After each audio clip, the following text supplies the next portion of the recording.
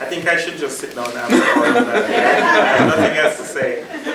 All right, but we are here to hear from the most important person in the room, and so with that, I would like to now invite Ms. Carol Parker to join us, and she will introduce and invite Bishop Rose as they have a conversation about the girl from Montego Bay.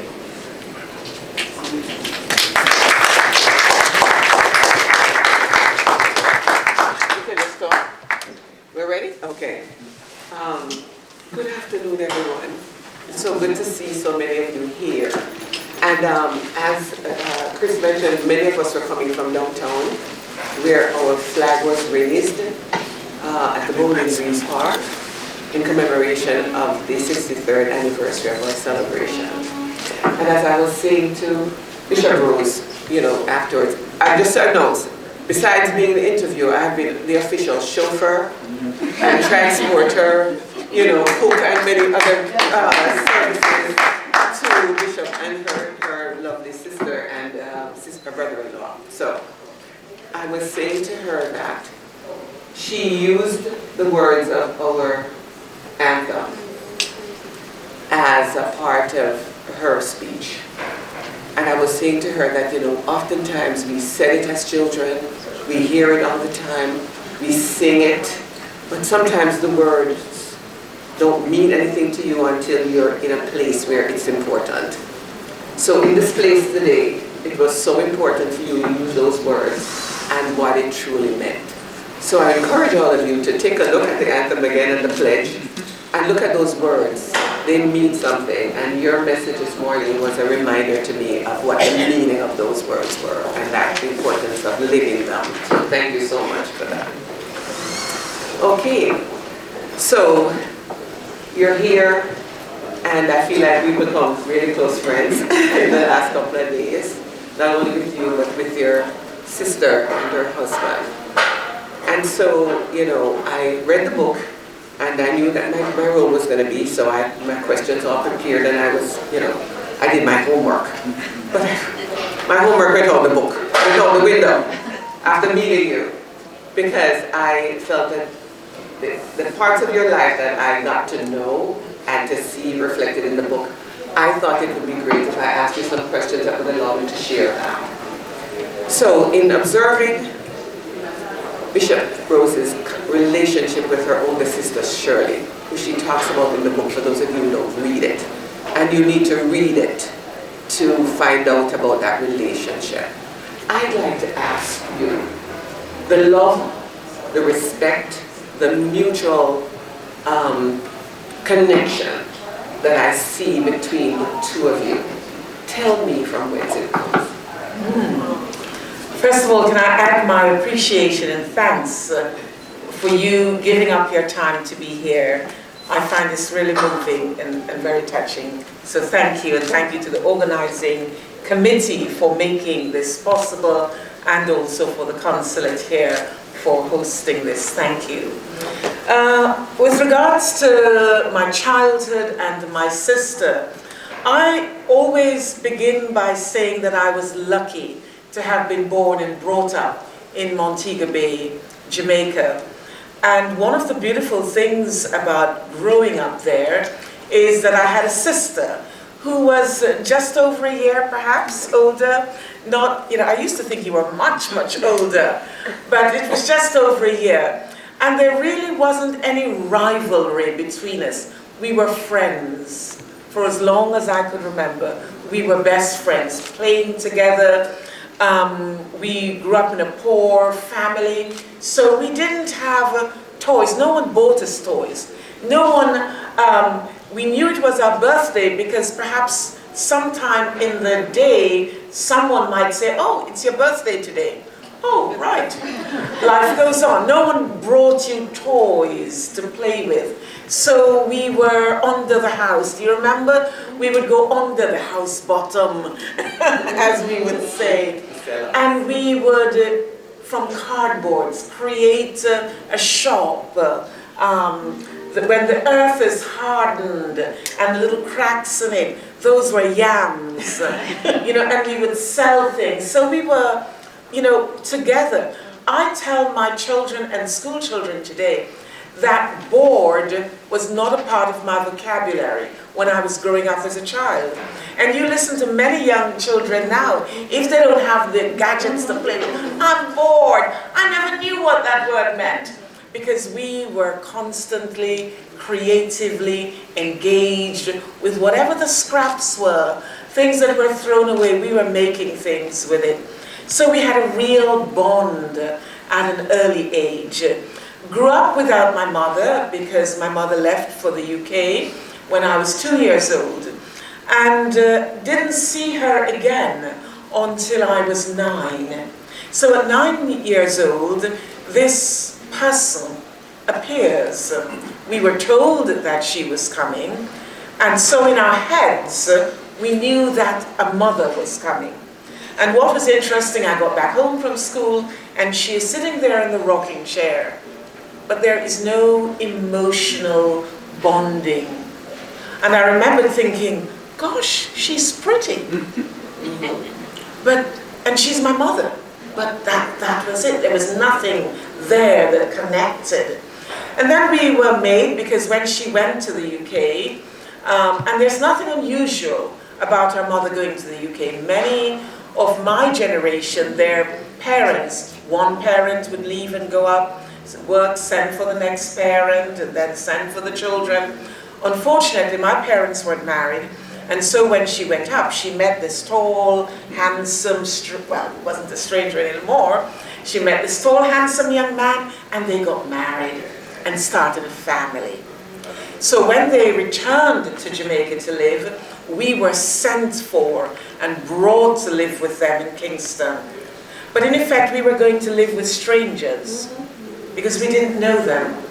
And I don't think that generation understood the trauma of moving a child from everything that that young child knew and planting it somewhere else suddenly. And then unfortunately, our existence, and I can speak for myself and perhaps for my sister too, our existence became very much like Cinderella. We were expected to look after the little children, you know, and life was pretty brutal. So whatever was going on in my mother's life that led to her being that way, I don't know. But we had the result of it, and you will hear some of that in the books, read some of that in the book. And then after a year, I was suddenly sent back to Montego Bay without my sister. And on the one hand, I was thrilled to be going back and getting away from the brutality. But then I was leaving my sister behind. And that was traumatic. And I think it was when I was much older, and I hope my sister doesn't mind me telling this story. We went to visit her. I took my children to visit her. And when we were leaving, my sister drove us to the airport, parked the car, came in, and then my sister, she wailed.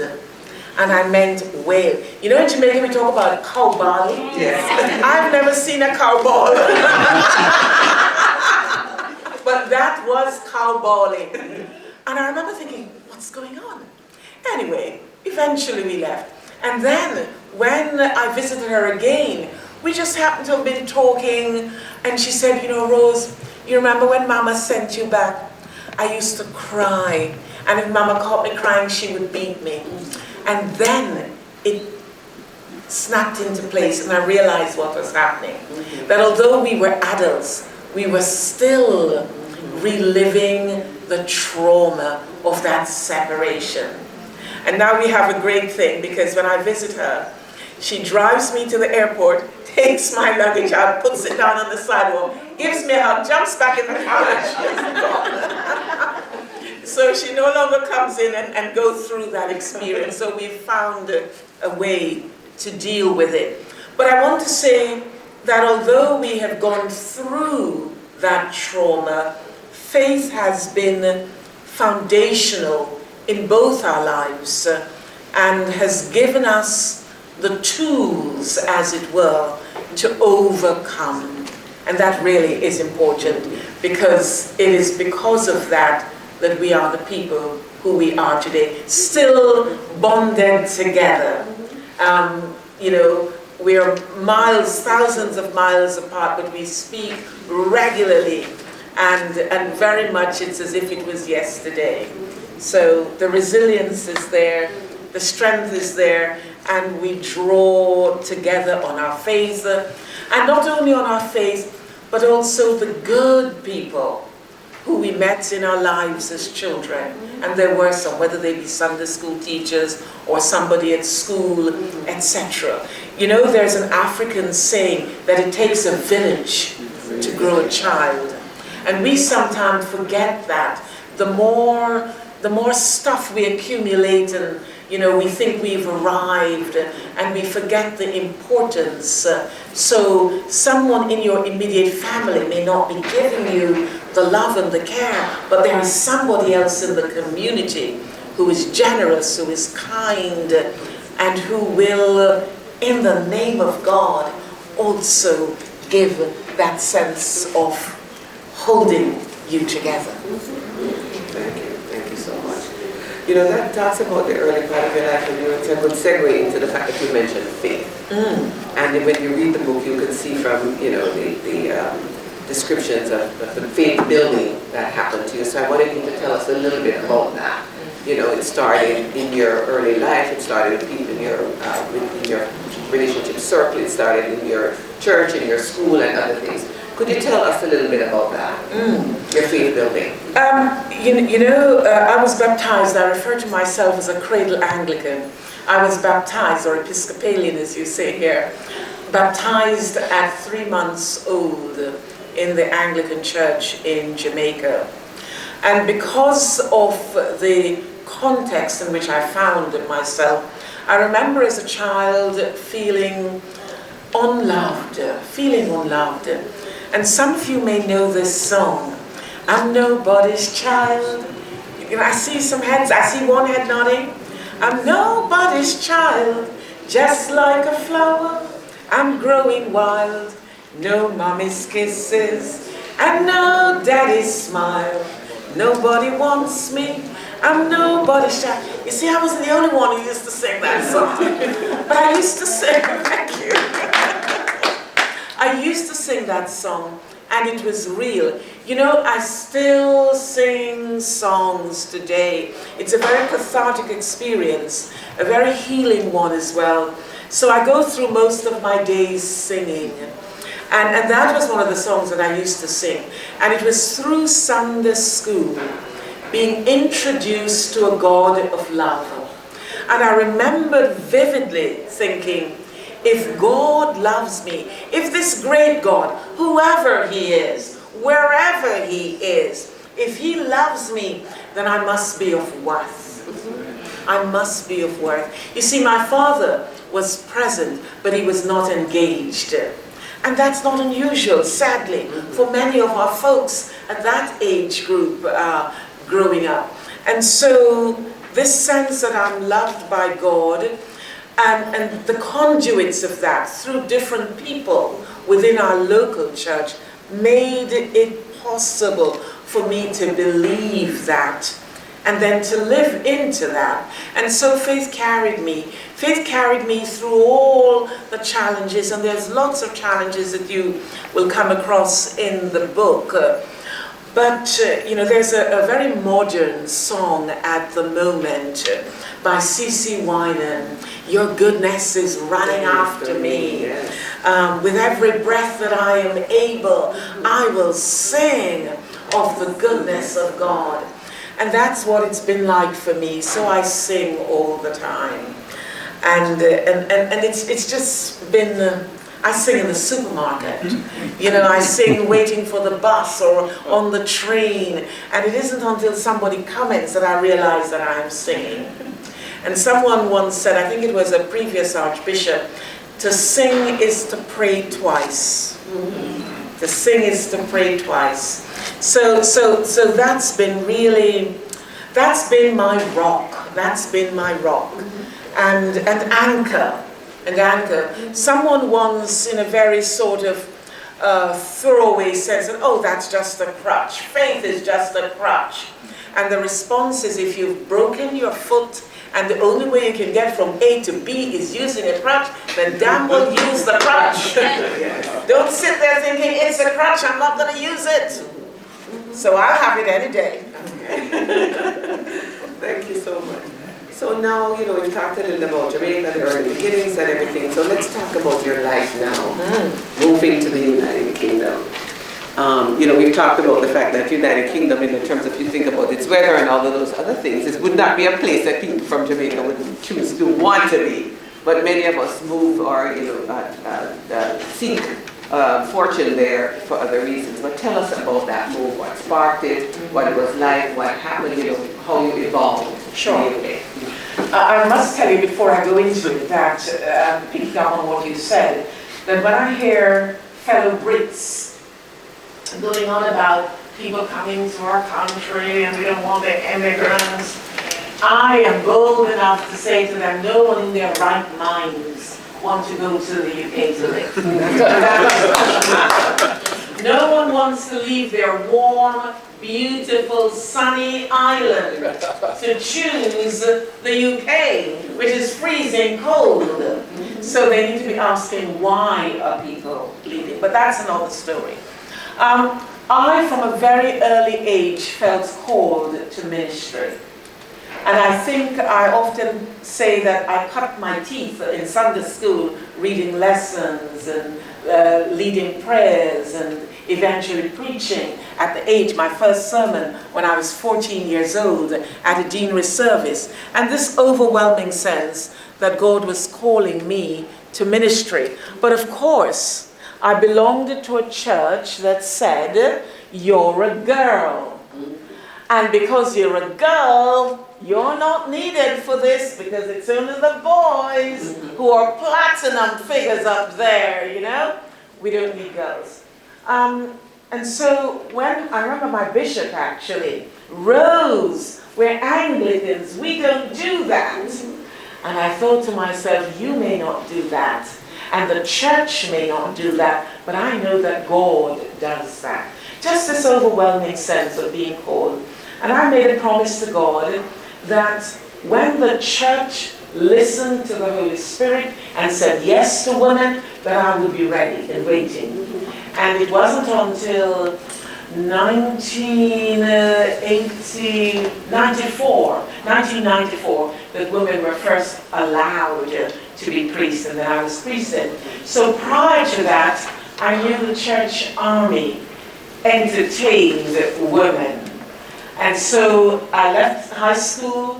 My folks couldn't afford to send me on, they could barely afford to keep me on doing O-levels, but when I completed my O-levels, I then went on to work for a year, and during that year, I applied to train with the church army. I was accepted, and the church army, all those who were trained with the church army were trained in the UK.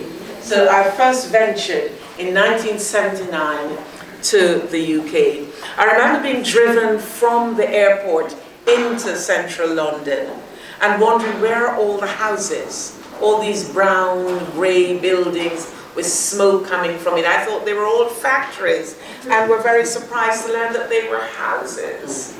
When I think of all the beautifully colored houses in Jamaica, the different styles, nothing looking exactly the same, it was quite a culture shock. And then when we stayed briefly in Victoria, I saw people running in the mornings. I'm thinking, there must be a fire. Where are they running to? And I stopped someone, where is the fire? There's no fire, we're running to get the train. And I thought, how odd, in Jamaica the train waits for you. It felt like that anyway. So, you know, getting used to that sort of cultural nuances, etc. training for ministry, going back to Jamaica, working there. My husband, who was a year ahead of me at the college, so we met there, he said he remembers helping to take my luggage from the car when I first arrived. I have no recollection of him whatsoever on that day. But when I went back to Jamaica, he followed me a year later, and we got married there, lived there for a while, and then he wanted to come back to the UK, to go back to the UK. And let it never be said that I'm not a dutiful wife. I ended up in the UK. Otherwise, I would still be in my beautiful Montego Bay. And later on, when women were allowed to be priests, I offered for training. And there was no sense of, we don't have many black people offering for ministry within the Church of England. Let's test this discernment. Instead, I was met with, shouldn't you be at home looking after your husband and your daughter? And I immediately responded to them by saying, my husband is perfectly capable of looking after himself. And had I not thought about how I would manage with my children, I wouldn't have offered. It took a while before it all happened, but it did happen. The challenges of people saying, we don't want you to do our mother's or our father's funeral because you're black or because you're a woman. And actually for me, it hurts to be rejected because it is rejection. But with that rejection, I pull myself together. And I pull myself together by saying, you know, Rose, you do the best damn funeral. And they're going to lose out. They're going to miss having the greatest funeral ever by not having you. And so I comfort myself with that. And get on with life. Yes. So you had an exceptional career in the Church of England, you know, to the place where you are right now. So can you tell us about the steps and the stages? All of the barriers that you broke and all the firsts that you accomplished, you know, because you are leaving a trail. So I'd like to see that path. Tell us a little bit about that path. I think when I left the college and given that poster with those words, do not go where the path leads, go where there's no path and leave a trail. I don't think my tutor had given me that specially, because as we walked into the room, he was just picking up a poster and giving it to us. But as soon as I read those words, it spoke to me. And so I've kept them close to my heart. Do not go where the path leads, go where there's no path and leave a trail. One of the things that those particular words spoke to me of was, there is no place for me being mediocre. There's no place. We don't do mediocrity. We have to be excellent all the time. And the reason I need and we need to be excellent all the time is because others need to come after us. You see, it's okay people saying, you know, you're the first to do this, the first black woman bishop, the first this. But if we're not good at what we do, then they'll simply say, oh, we tried one of those before, you know, let's not bother. You know, they do that with women. They do that with disabled people. They do that with a variety of people. But if they had a mediocre white man in that position, they never say, oh, you know, or a mediocre man for that, whether it be white or black or pink or blue, they never say, oh, we've tried one of those before. So as women, and as black people, as Caribbean people, we cannot be mediocre. We have to be the best because we want others to come after us. And that is important. And so I have always felt that it is important for me to give of my best so that the next generation can move into those roles. So Her Majesty the Queen was at an SPCK service that I took part in. And later on that week, I had a phone call from one of her bodyguards. So clearly, on the way home, they had a discussion in the car. And he was really telling me how amazing my contribution was and how impressed they were. And I thought, how interesting. Never thought anything else of that again. And then when Her Majesty had a vacancy, she has a number of chaplains, she requested that I become one of her chaplains. And I remember when I was told, saying, "You're not serious, you're joking, aren't you?" And I was like, no, serious. And the letter came to prove that it was real. But there's a little bit of you thinking, this can't be real. This doesn't happen to the little girl from Montego Bay. But it was real. And then that following week, I had a phone call from someone saying that they were calling from Buckingham Palace, that they were calling on behalf of the Duke of Edinburgh and Her Majesty the Queen. And basically said, Her Majesty would love to have you at Windsor Castle for dinner, and I call it a sleepover. They didn't say sleepover, stay over. My husband said, "Rose, don't call it a sleepover." and I thought that they were playing a trick. Someone must have heard about her appointment of me. But no, it was real. And I remember the letter coming, and in the letter it even said that they would allow my chauffeur to stay over as well. And I jokingly said to my husband, "Darling, would you like to be my chauffeur?" But he came as my husband. He came as my husband. So there was that, and then I later applied for the role of chaplain to the Speaker of the House of Commons, which I did for almost 10 years. The reason I applied for that role was because I felt that faith ought to be in the public square and to be there unapologetically. Faith is who we are, and we need not pretend that we're not people of faith. It's not a garment. When it's cold, we put it on, and then when it's warm, we hang it away in the cupboard. And so 97 people applied for that role. 6 of us were shortlisted, 4 men and 2 women. And we had the interviews over 2 days. 2 weeks came, heard nothing as to the result of it. And then afterwards I was phoned up and I was told that it was a job that was linked with Westminster Abbey. And I was told that the Abbey thought that I was not right for them. But Mr. Speaker thought that I was perfectly right for Parliament. And so he said, "If I split the job, will you take this bit of it?" And I immediately said yes. The press had a field day, however. You see, they didn't know the term woke then. And in any case, the media uses it incorrectly. But they lambasted him and said he was being politically correct. Because this is a role that has been in existence for over 300 years, always occupied by a white male. And now Mr. Speaker is not just having a woman, but he's having a black woman. And so in the columns in the newspaper, the column describing my colleague who got the other half of the role was the Oxford graduate. And the column describing me, no mention of the fact that I too had a degree. Instead, I was described as the girl from Montego Bay. In other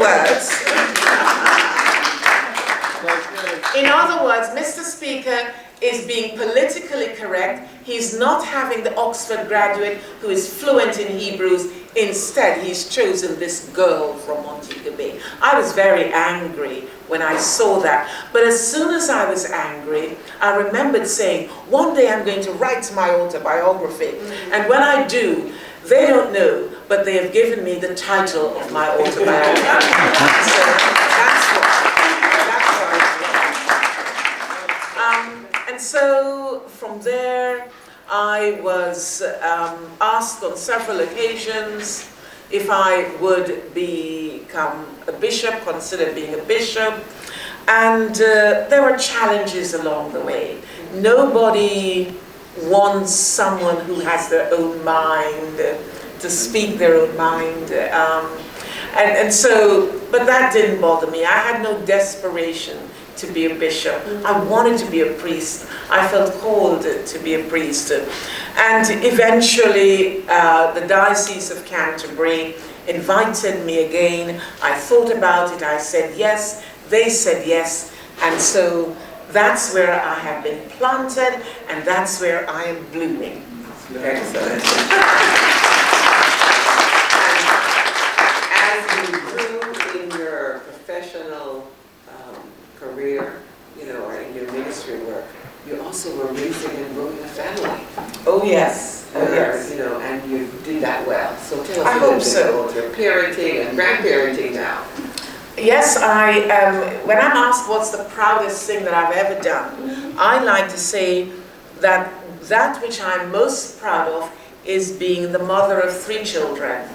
And actually, I normally say the mother of 3 children and 1 husband. And also I have 6 grandchildren. So I'm most proud of that. But it's interesting because we have to be alert, and I love the term woke. Thank you, America. Black America, thank you for that term. Because I think it is important that we are alert and awake to our past. We need to know where we're coming from. We need to know where we are going. So don't just go back to the past.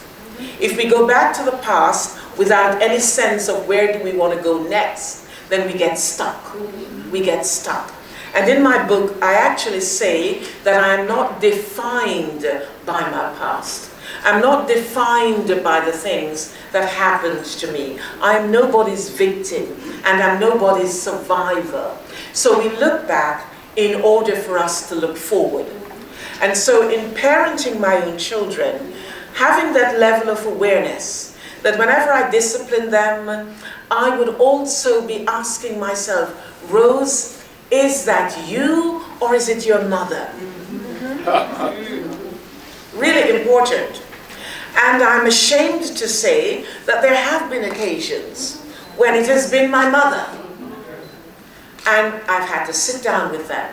Unlike my mother, I've had to sit down with them and apologize and say, I am sorry, I should not have responded in this way. I should not have reacted in this way. I should have chosen a different way of doing this. So I have a great relationship with my children and my grandchildren.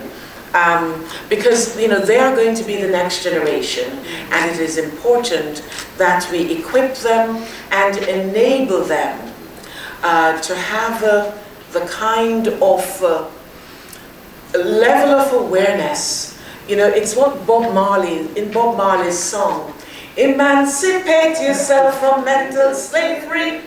None but ourselves can free our minds. So we need to grow our children up in a way that they can express themselves.